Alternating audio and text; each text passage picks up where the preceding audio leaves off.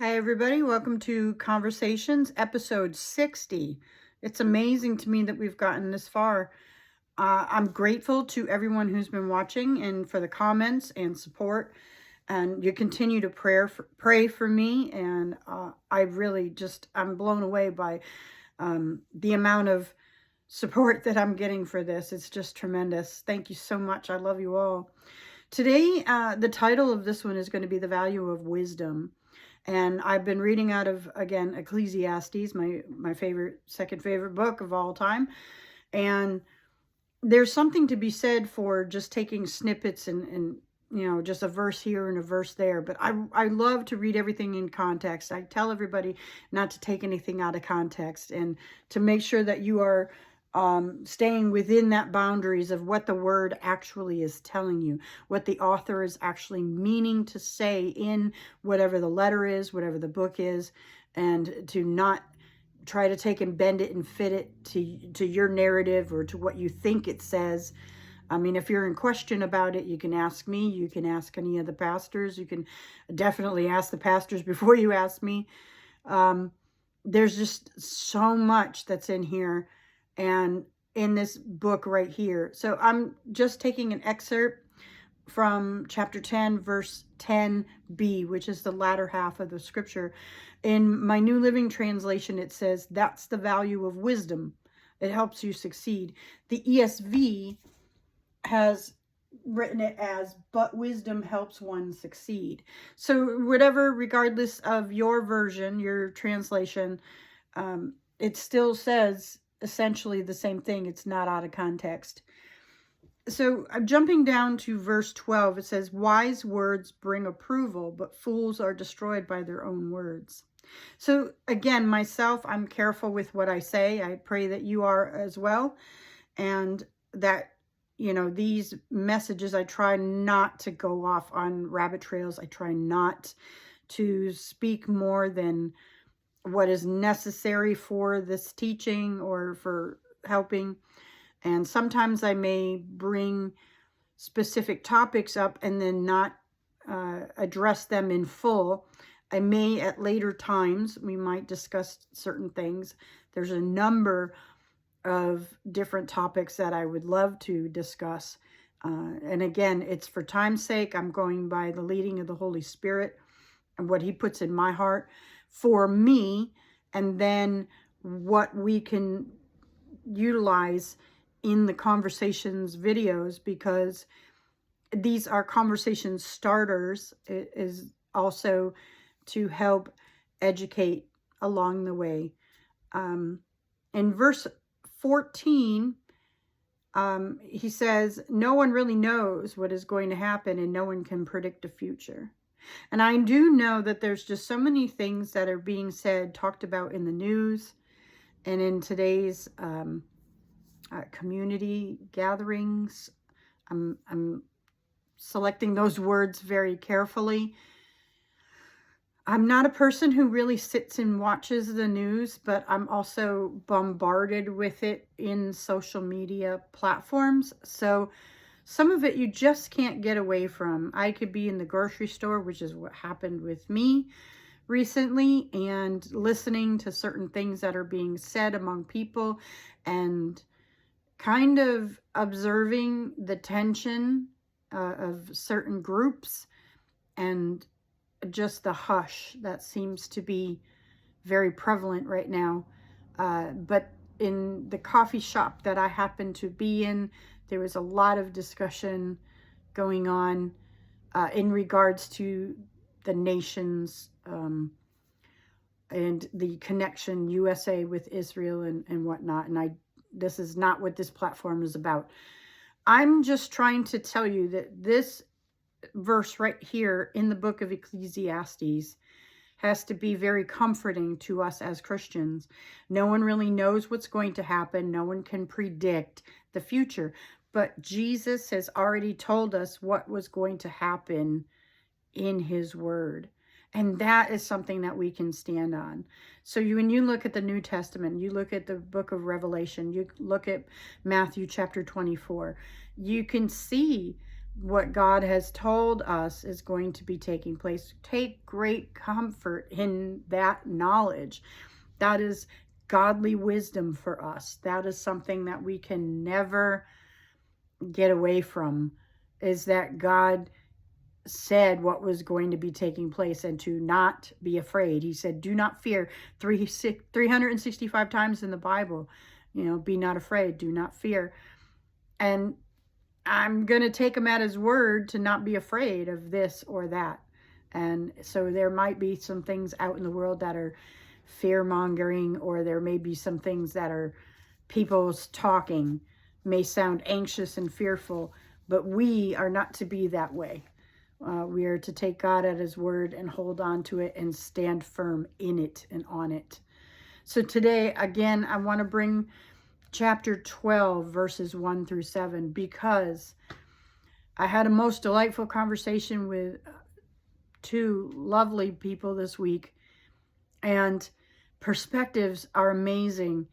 And these lovely ladies who gave so much feedback and input, just in general conversation, and they didn't even know so much of what they were talking about that was in line with what God had already been giving to me. So in chapter 12, verses 1 through 7, I will read this from my New Living Translation, and then I will talk about it a little bit more.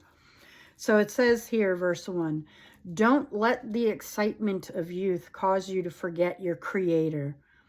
Honor him in your youth before you grow old and say, life is not pleasant anymore.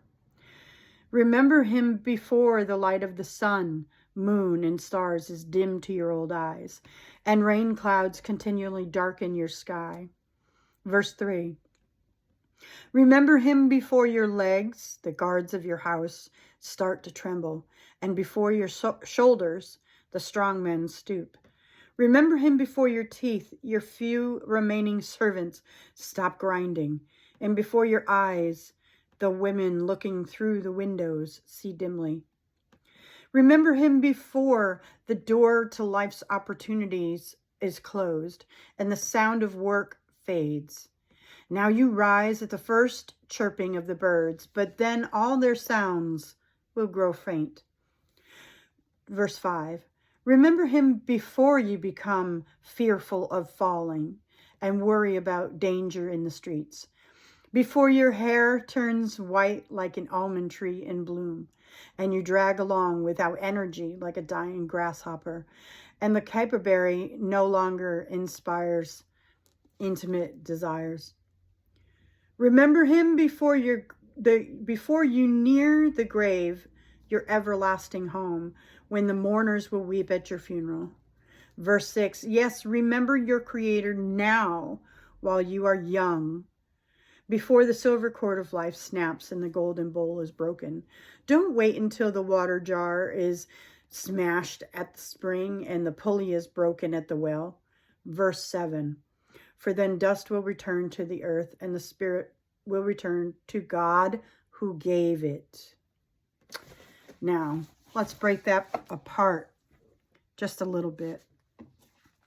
When he says to honor and remember your Creator, and the guards of your house, your legs, those are the guards of your house. Your house is your temple, the body. The strong men are your shoulders. And how few servants, your teeth are few servants. So before you grow so old and your teeth are so few, and your eyes are like your eyes are the windows to the soul. This is something that we've heard in circles. Maybe you're hearing it for the first time. But if your eyes are the windows to the soul, your eyes need to be clear and seeing things from God's perspective, correct? So women looking through the windows, and when he uses that type of analogy, it's as though a young woman who's looking out the windows and wanting to go somewhere she can't, see some things in the world that she's never been able to see. Maybe she's read about certain things in a book or something, and she desires and longs for something that is not at her fingertips. It's not in her community. So your eyes are like, he likens your eyes to the very same things, that before they grow dim. So before those hopes or before those things grow dim and you can no longer see yourself in those positions in your lifetime, or the desires of your heart has changed. That is so much of what he's speaking about in these scriptures. So he says, remember him before your legs start to tremble, or your shoulders start to stoop, before you're hunched over, before your teeth stop grinding. So then maybe you don't have teeth anymore and you have, dentures and whatnot. And there's nothing wrong with those. I think that, it happens to people as you age, Take care of them while you're young.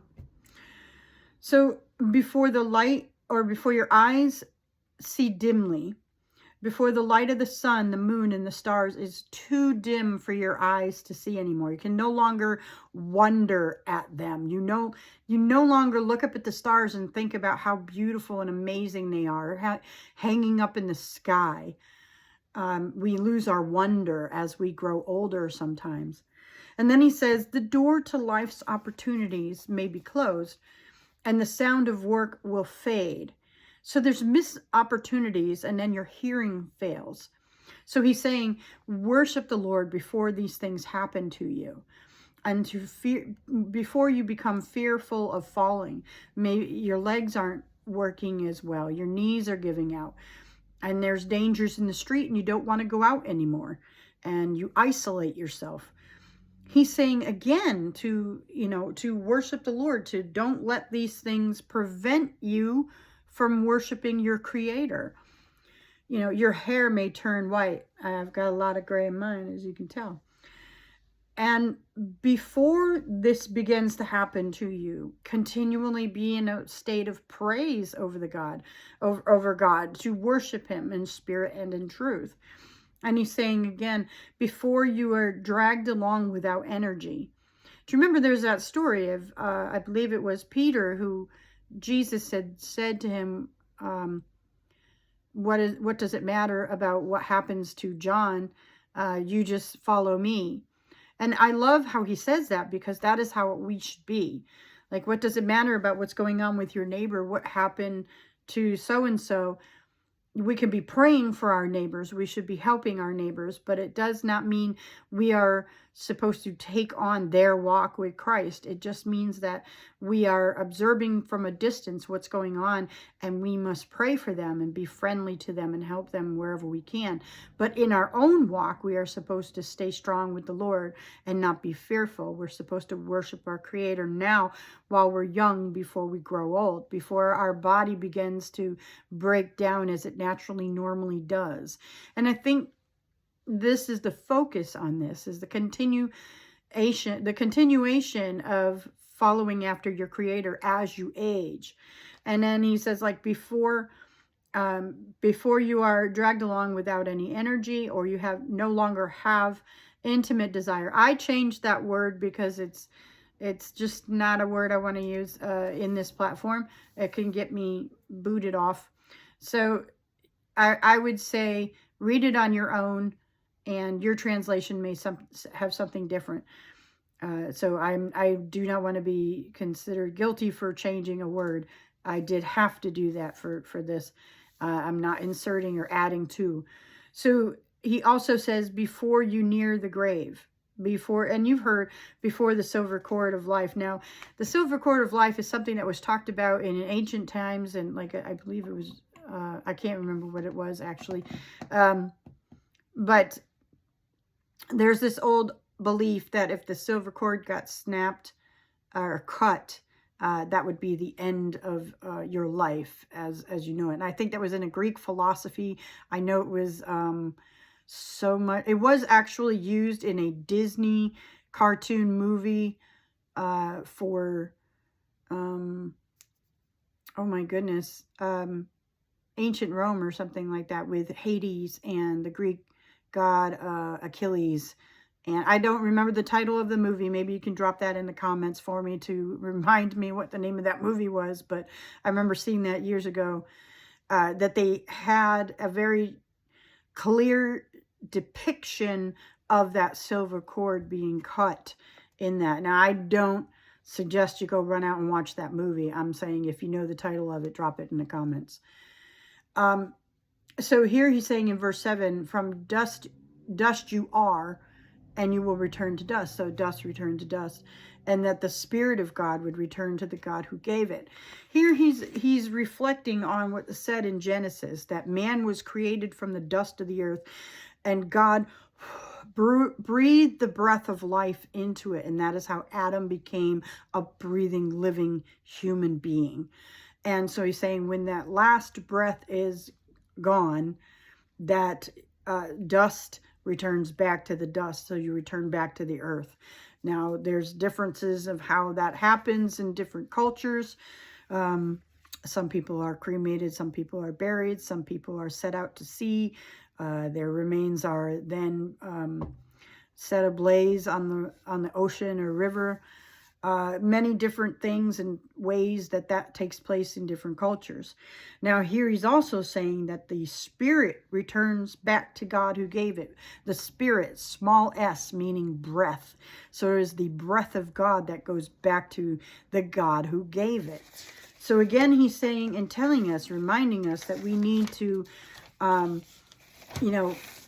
again, worship the Creator while we are young. As we are aging, we are still to continue to worship the Lord in spirit and in truth until we have our last breath. Verse 7 reminds us who is in control and who holds our life in his hands. The dust will return to the earth, and the spirit will return to God who gave it. Now I want to read verse 11. And he says, the words of the wise are like cattle prods, painful but helpful. So it may be painful for us to hear what's being said in these verses. And maybe you're young and you've got full of years ahead of you. And that's wonderful. But he also says, and literally in verse 1, don't let the excitement of youth cause you to forget your Creator. He's giving everyone the warning. And when he says youth, that could be someone who's my age and saying youth. Because to someone who's 80, 90 plus years old, I'm a youth in comparison. And they will very well speak to me as though I am still a youth, as in myself speaking to someone who may be 17 or 18. And I would remind them to not forget their Creator, to remind them that every single thing that they have, their eyes, their ears, all of their senses has been given by the Creator himself. And our very breath, our life is his. And it's for us to relinquish that to him and keep it in his hands. Now, I can only hope that I can leave an impact on others, with my love and the character of my life, of my heart for Jesus. And this is something I want to read to you because it came from the Divine Wisdom Principles for Modern Living, and it's from a daily devotional on the YouVersion Bible app, and I retrieved it on February 8th. Now, I retrieved this and I copied it and saved it for myself because I thought these were just really great expressions, and I want to share them with you because it goes hand in hand with what is being taught and said today. I pray that you would accept this into yourself and, maybe write it down if you could for your own self. It says, wisdom is not just knowledge, but the ability to apply it rightly and justly. James chapter 1, verse 5 says, if any of you lacks wisdom, you should ask God, who gives generously to all without finding fault, and it will be given to you. And we've heard that many times. If any of you lacks wisdom, ask God. And then everybody stops right there. We don't listen to the rest of it. Who gives generously to all without finding fault, and it will be given to you. So in other words, if you're looking and you're lacking wisdom, ask God for wisdom in certain areas. He's not going to fault you for asking for wisdom. If anything, he'll be giving you more. He'll give you exactly what you need. Now, the quote from this person also says, praying for wisdom requires a sincere heart, willingness to follow God's guidance. Practical steps include regular prayer, specific requests for wisdom, and maintaining humility and openness to God's direction. So let me repeat the first part of it. Wisdom is not just knowledge, but the ability to apply it rightly and justly. And again, they follow it up with praying for wisdom requires sincere heart, willingness to follow God's guidance. You can ask God for as much wisdom as you possibly can. He will give you as much as you ask him for, knowing that your creator is the one who's in control, that he's the one who's in charge of everything that you have, that you will have in the future. That's what's happening right now and around us. And to trust and not fear that whatever happens around us, God has the final say. To know that you know that you know that God has your back. So I pray that you've learned something great out of this. And again, if you have any questions, let me know. Here is your moment to take the screenshot. Again, wisdom helps one succeed. The words of the wise are like cattle prods, painful but helpful.